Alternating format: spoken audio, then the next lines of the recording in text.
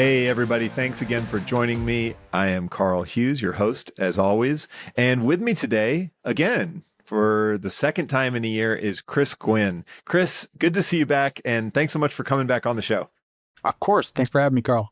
Yeah. So for those who are not longtime listeners, Chris Gwinn is the founder of Midwest CFO, where he's doing fractional CFO services. And we talked a year ago when he was just getting the business started. And I kind of wanted to come back a year later and just check in. So today, what we're going to be doing is kind of diving into what Chris has learned in this first year of his business. This will be a little shorter episode because we're really just going to focus on what's new and changing. And hopefully we'll get into some interesting things that he's learned about entrepreneurship and this market and everything else. I appreciate you having me on, Karl, and it's great to be able to catch up.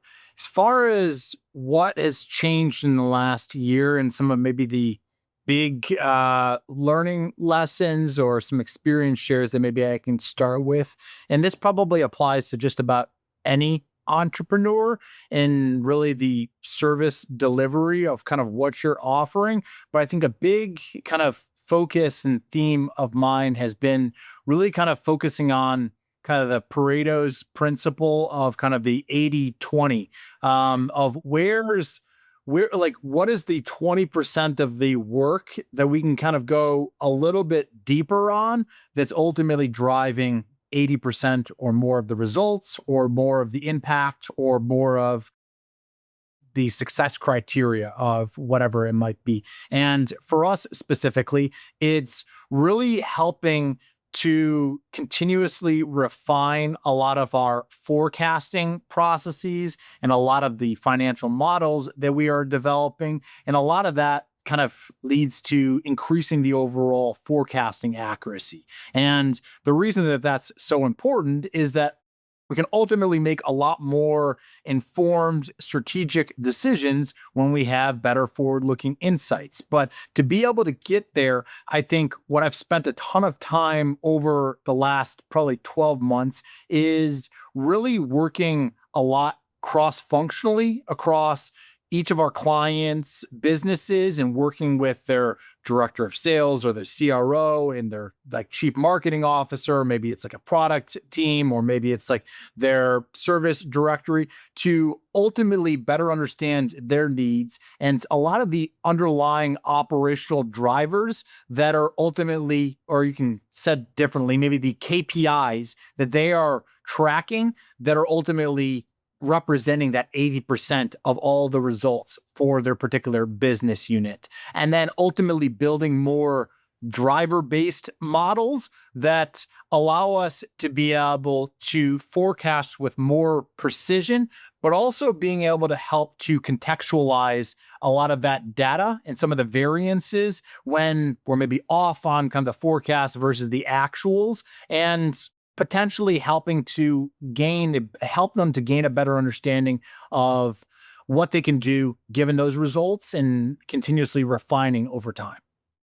That's interesting. So it sounds like, and I'm kind of paraphrasing here, but it sounds like the thing that's really sold clients or kept them coming back or made them really excited is being able to take some of these leading indicators, let's call it something like number of sales calls booked, and then tie it to like what could potentially be revenue down the line so that they kind of have a better understanding of what drives the business forward. Is that a fair sort of quick assessment?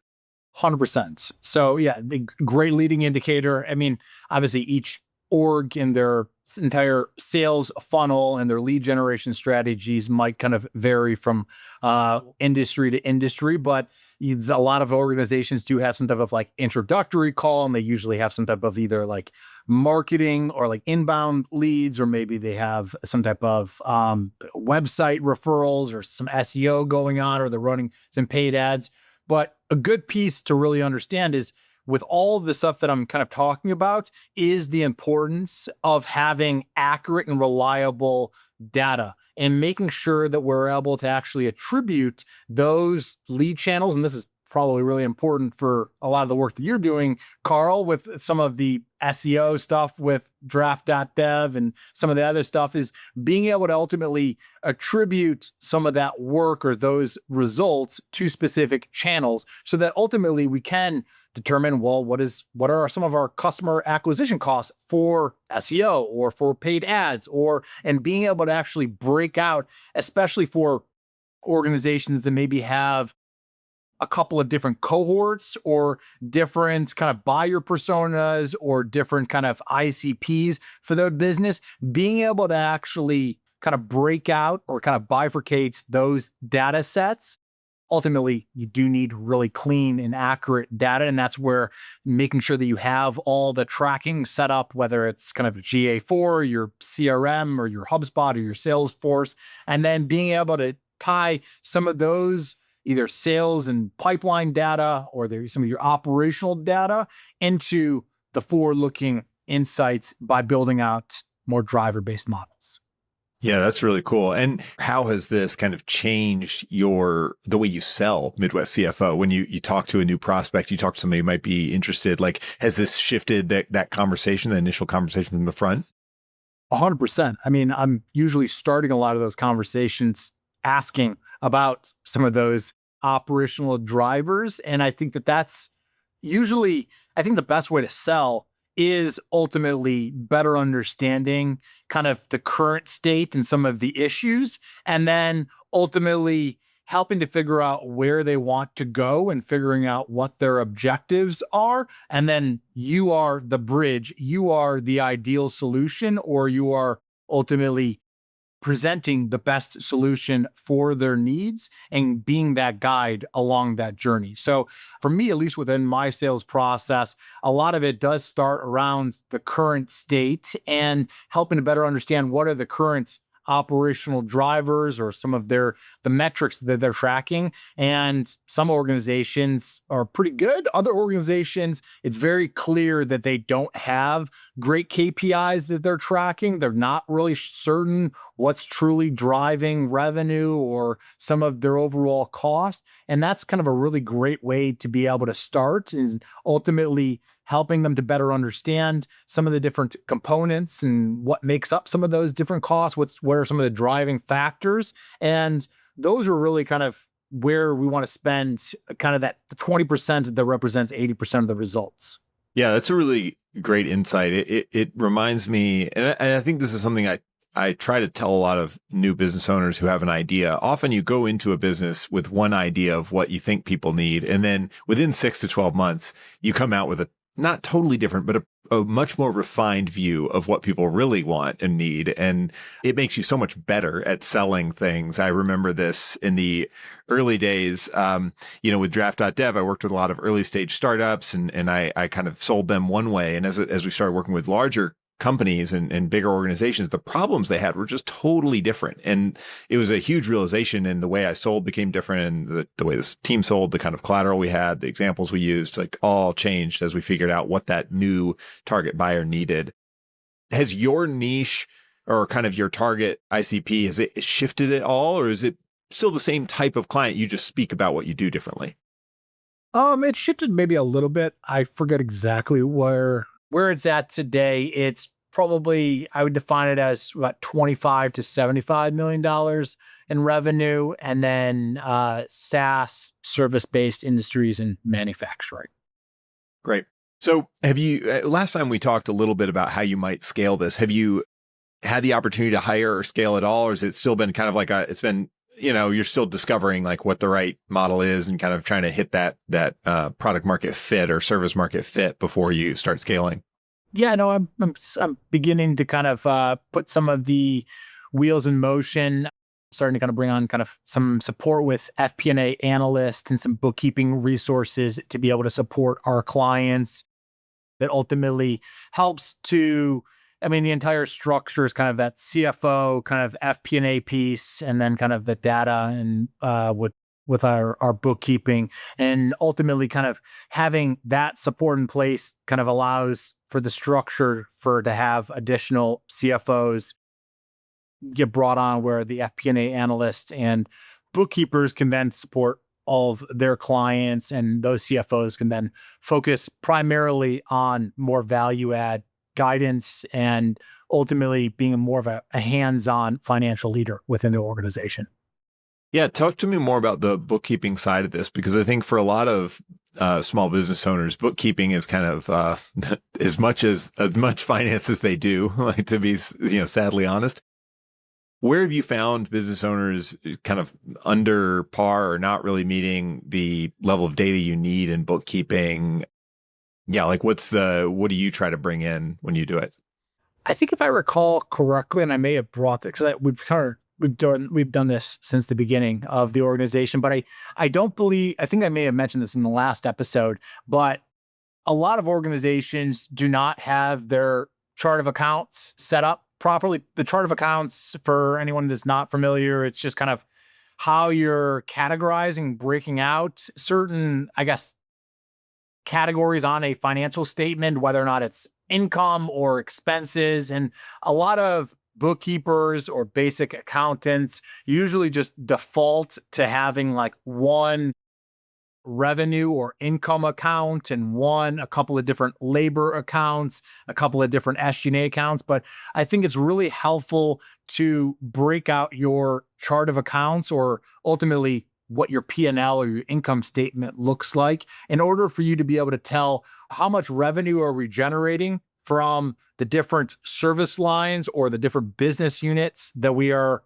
ultimately managing around, and then the different SG&A categories, or your sales or your marketing and some of your overhead, and ultimately better understanding all of your gross margins, your profitability, and being able to easily calculate EBITDA. So from an overall kind of bookkeeping perspective, helping them to, one, clean up their chart of accounts, make more sense of their financial data, and that also just helps us to improve a lot of our forecasting and analysis.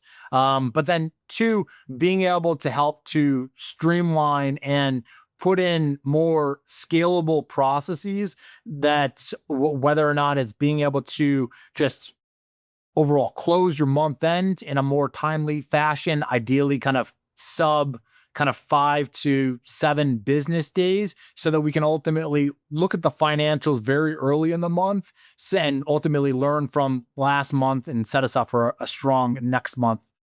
A lot of organizations have, I guess, very inefficient closing processes, or they're just not very standardized. And so that's something that we're assisting with implementing as well.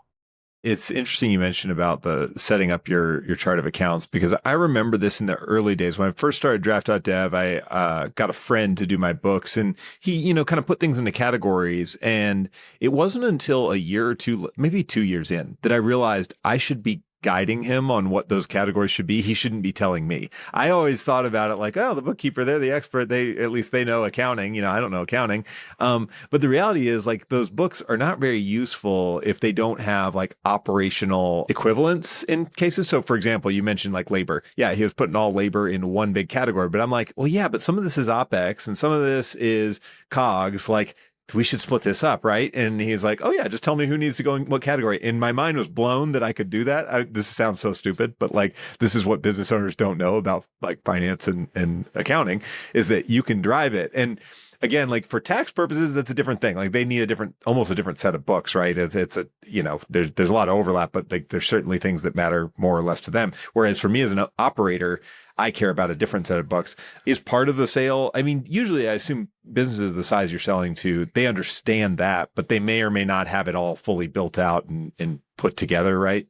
Yeah, no, I mean, at this point, they do definitely understand kind of the value there. And some of it is already kind of starting to get built out a little bit more, but usually there's some refining there. And for anyone in the audience, if you don't have your books already, if it's all kind of just lumped into one category, and something that I'm kind of sharing right now sounds maybe a little bit daunting, if I were to kind of guide you in one direction of where you potentially should focus, is really just being able to really clearly attribute your breaking out the different revenue. So making sure that like whenever you're invoicing or the way that you're like categorizing revenue, the way that you think about the business, if you have 3 different service lines, make sure that you can easily tell from an income statement how much revenue you make in each of those 3. And then the same thing with the actual cost of producing that service or the cost of producing that product.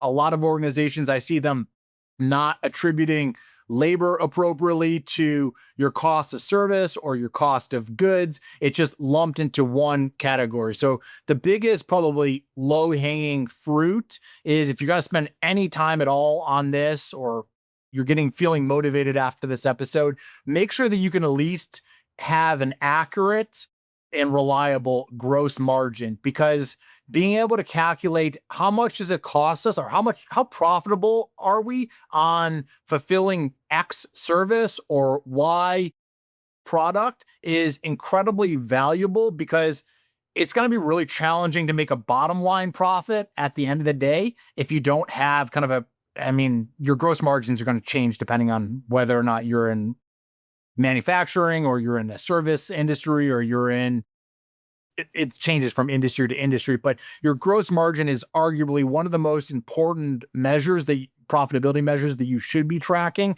because it also leads you to believe, or leads you into a lot of conversations of whether or not we're spending too much on labor or we potentially need to increase our prices. And if you're not making a significant gross margin to be able to cover the rest of your overhead, it's just very difficult to ever make bottom line profitability at the end of the day.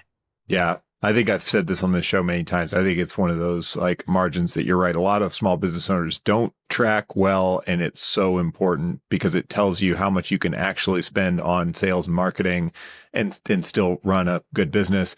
And then the other side is the acquisition side. If you ever want to sell, acquirers are going to want to know that number as tightly as possible so that they know how much do they need to invest in sales and growth in order to keep this engine running, or where's the opportunity. If you're under investing in sales and growth, maybe there's a huge upside for them and they want to see that.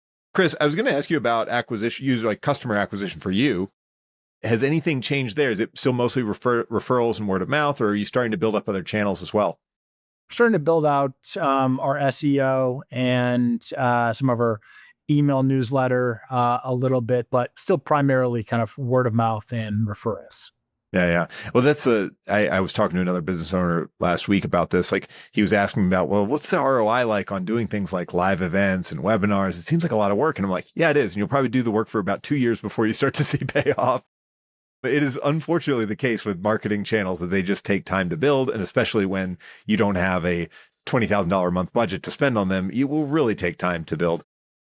But it's good that you're putting one foot in front of the other, right? You got to do something to get it started. So great. Yep. What's your, as you look at it now and you're a year further into this, what does your roadmap look like for the next few years at Midwest CFO? What do you envision for the company? And do you have any kind of like next big goal you're aiming for? The next big goal, I'm pretty much maxed out in my current capacity and current workload. And kind of the next step is to just continuously build out more and more of our marketing and sales engine that then fuels more and more inbound leads. And the future vision for Midwest CFO is that, at least from an operational standpoint, eventually my role will become more of a executive recruiter, and the model is more built around sales and marketing, and then some of the support pieces for all of our fractional CFOs. So the next step is just continuously turning up kind of the sales and marketing engine, making sure that we can get some, just increasing some of the marketing efficiency, making sure that we're can invest more resources towards our most efficient ROI channels, and then kind of building out that fractional CFO roster and building out some of the support, some of the standardized processes that I guess underlie and support them. Yeah. Does it feel daunting at all? Because I always feel like when people ask me what's the 5-year plan, I always have a good answer because that's so far out. It feels like I can get there. The 6 months to next 6 months is always the hard part to me. It's like, oh, there's a lot of things that need to go right for me to really hit the goals I want. Like, how does that feel for you? Or are you feeling pretty good about it? No, I feel confident about it. So, I mean, I like working in kind of those 90-day sprints. I focus more on 90 days than probably 6 months, using like 90 days in like 1 year. But I'm very clear on kind of what I need to accomplish in this fourth quarter and what potentially kind of 2026 looks like for me. And you just got to keep the nose to the grindstone and stay focused on those efforts and making sure that we're driving results. Yeah, totally, man. This is great. Last question for you, Chris. Have you read any good books in the last year since we spoke last? I've read a lot of books. Lately, we actually have another kid on the way, so I've been reading a lot of child books. Thank you. Reading a lot of, we're hoping to get our kid potty trained, so I've been reading some potty training books. Yes. I've been through that a couple of times. I'm trying to think of a last good maybe book that's I could probably share. That's maybe, a book that I found really valuable that I thought was really helpful. And I think it actually can apply to just about any service-based business, but it's more geared towards software businesses. But it's a book called Software as a Science by Dan Martell. And he's got a couple of other different authors, but I thought that was a super, it's a really, really helpful book. A little bit more finance related, but it's also very simple to understand. And I think there's a lot of concepts in there that can really apply to just about all service-based businesses. Yeah, that name sounds familiar. Dan Martell. What else has he written? I feel like I should know this. He runs a pretty big buy back your time. I feel like I've read that. Okay. He also runs like a pretty big, I think it's called SaaS Academy. But he runs like a big kind of community of like SaaS founders. Yeah, I'll have to check out Software as a Science. So for me, I've mentioned this on the show a few times because it comes up, but Ego is the Enemy has been my big one. I have really been Ryan Holiday. Ryan Holiday. Yep, that's right. I've always liked his stuff, and it really speaks to me because I think ego is one of those things that I personally struggle with a bit, which is just worrying too much about what other people think of what I'm doing rather than what I'm actually doing. And so there's probably something there that I have my own podcast. There's probably a little ego involved, but I do, it was a really helpful reminder. It got me thinking a lot about how unproductive that like ego can be. And, just being able to sort of live with less of it would be good. Yeah. Well, Chris, thanks again for doing this, man. I always like to catch up with you. I appreciate you taking the time to do it on call today. And hopefully we'll do this again sometime in the next couple of years and just keep up with your journey. Of course. Thanks for having me on. All right. Thank you for watching this episode of Retain Trust. If you like this one, give it a thumbs up and subscribe on YouTube. It takes 2 seconds and it helps others find out about the show. And if you have questions or suggestions for a future episode, leave a comment. See you next time.